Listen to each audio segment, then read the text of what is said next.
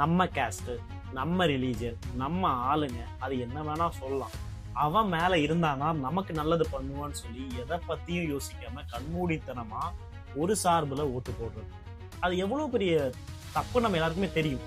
But நான் ரீசெண்டா கூட என்னோட டீம்மேட் இப்போ சொல்லியிருந்தாரு, நீயா நானால வந்து இப்ப நான் ஒரு இடத்துல போய் ஒரு பிரச்சனைன்னு சொல்லும்போது அங்க என்னோட தெரிஞ்சவன் பாரு ஆள் யாராவது இருந்தானா அந்த பிரச்சனையை சால்வ் பண்ணுவோம்ல, அது கரெக்டு தானேன்னு சொல்லுவேன். நான் வந்து என்ன சொல்லுவேன்னா, அதுக்கு அந்த விஷயத்த சால்வ் பண்றதுக்கு உங்க கேஸ்ட்லயோ உங்க ரிலீஜியன்லயோ ஒரு பர்சன் இருக்கணும்னு தேவையில்லை. லைக் ஒரு ஹியூமனிட்டியோட ஒரு பர்சன் அங்க இருந்தாலே போதும். அந்த பர்சன் வர எல்லாரையுமே சமமா பாக்குறாரு, எல்லாருக்கும் ஹெல்ப் பண்ணதான் அங்க இருக்கிறாரு அப்படிங்கறத. அதுக்காக தான் இந்த அரசியல், இந்த கட்டமைப்பு எல்லாமே. இப்போ உங்களோட யாராவது ஒரு கேஸ்ட்ல ஒருத்தர் இருந்துட்டு அவர் இன்னொருத்தருக்கு சப்போர்ட் பண்ண மாட்டாருன்னா அப்புறம் எதுக்கு இந்த பாலிடிக்ஸ்? நம்ம இனிமே வந்து அரசியல் என்னன்னு அந்த அரசர் காலத்திலே இருந்திருக்காங்க. இந்த டெமோக்ரஸி அப்படிங்கிறது ஈக்குவாலிட்டியை பீப்புள்ஸ்குள்ள கொண்டு வரதுக்கு தான்.